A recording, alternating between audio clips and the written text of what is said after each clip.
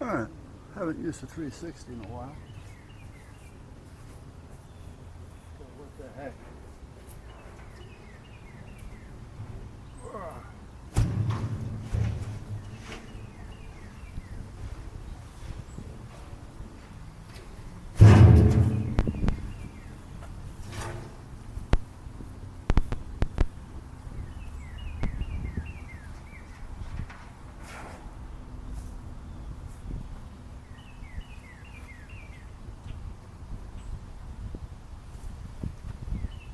It's tough when you haven't got anything to hold on to.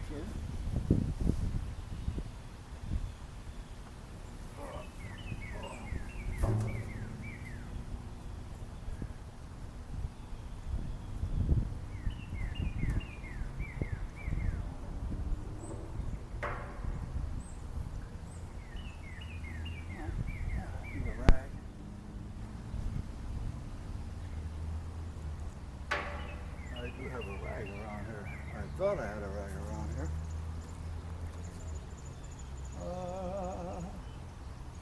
Apparently I don't. Where did I put the rag? Wow.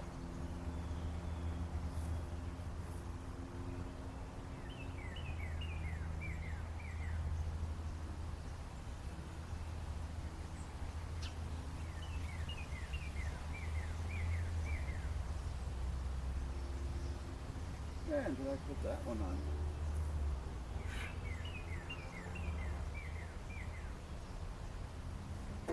I didn't think I put on that part. It's coming off. It's coming off slowly.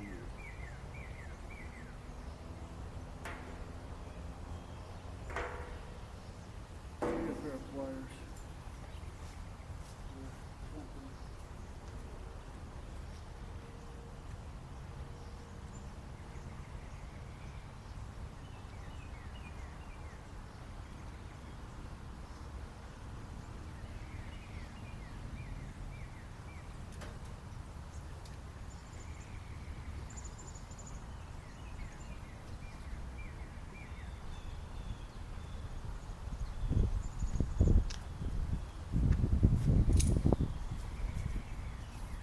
Just maybe.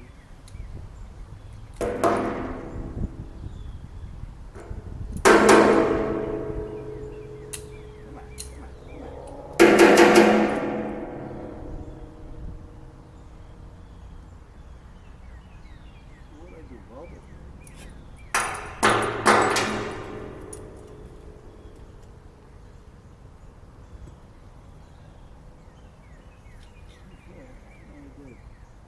A little spot weld there.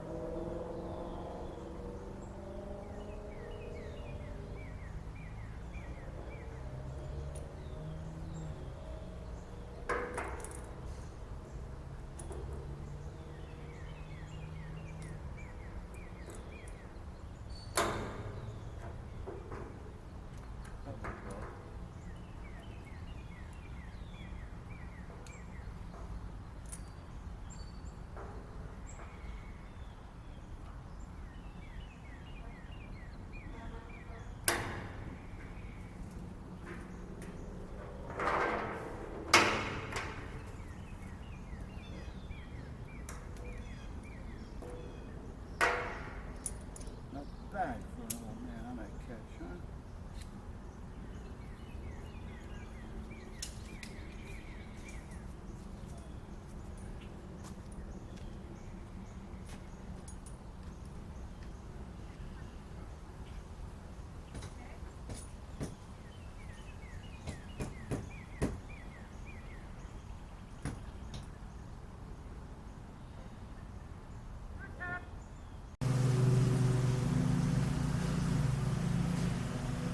I don't know if that's going to stay there or not, guys.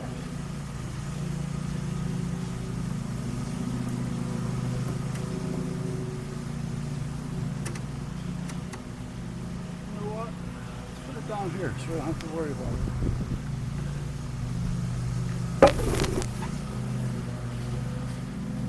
Should be up high enough. So what I'm going to do is I'm going to go over there and get some of that shit out of the way. I have to watch the water line, however. I got this draining out whatever's left. I drained it, most of it out, and there's probably, I don't know, maybe 8 ounces of gas left in it. So, yeah, I know. I just dumped it on the ground. It's only a little bit. It'll evaporate, or as soon as I start cleaning it up over there, it'll be gone. Alright, let's see if this is going to start.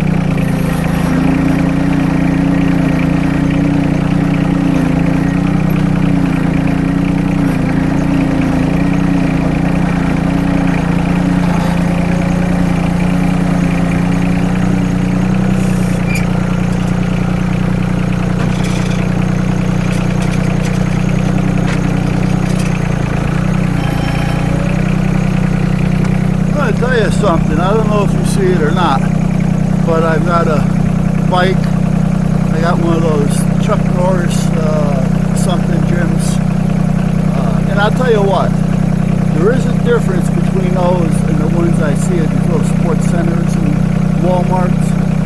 This one here is a longer, much longer build.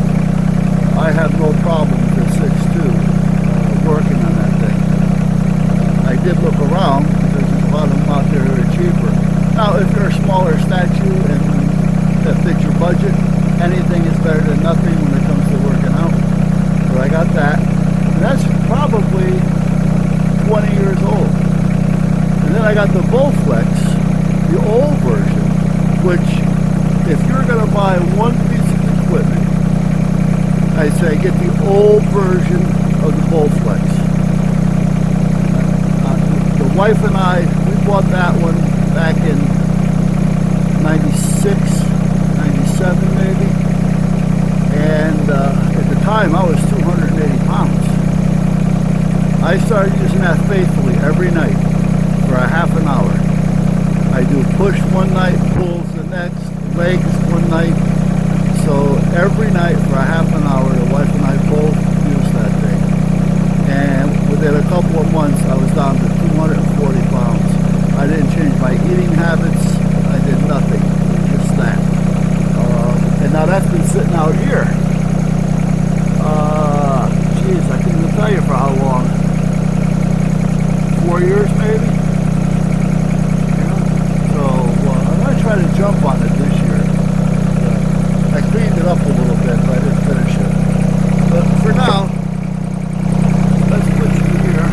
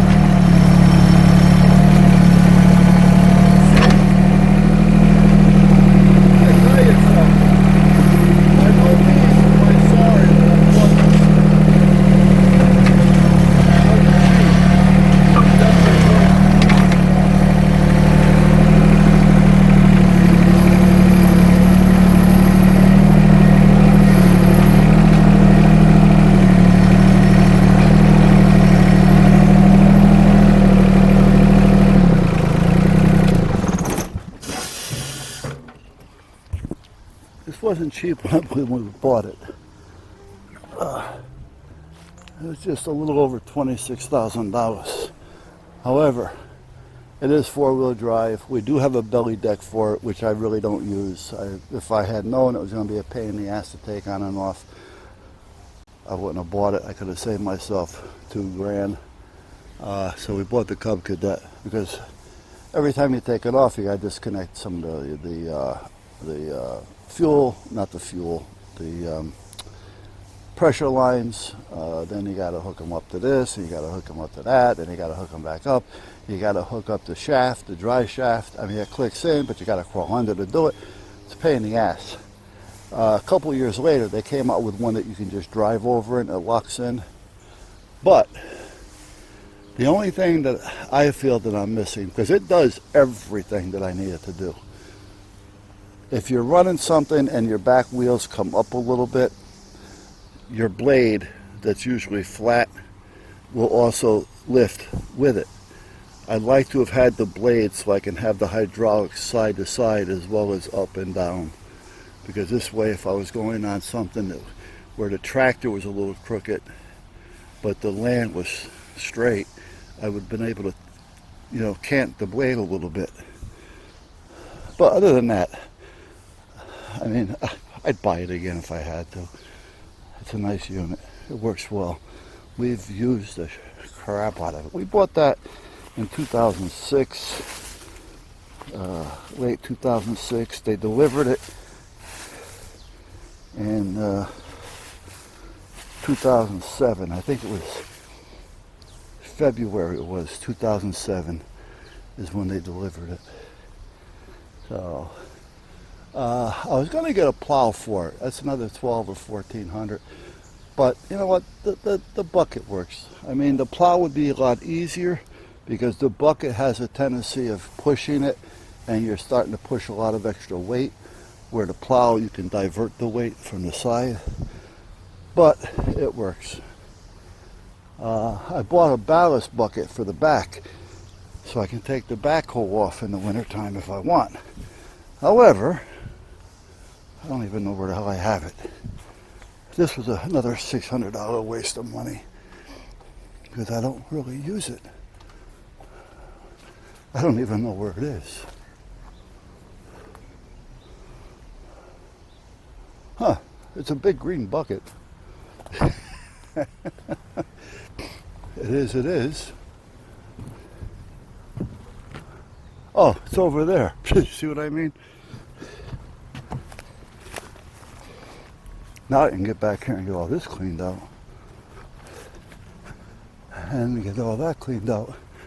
I'm going to take this down this week, and I'll use the tractor to do it. I'll show you when I do it. This is the ballast bucket.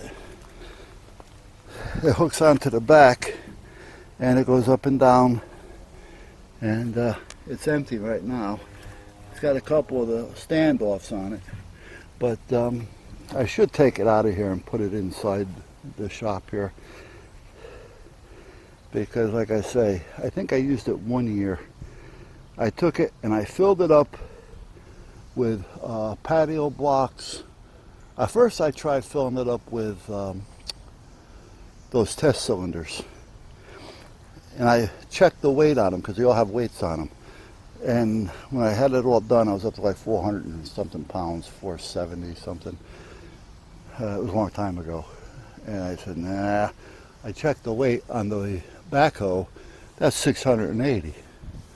Well, 680 with the backhoe, and I don't have to take it on and off, versus 400 and change.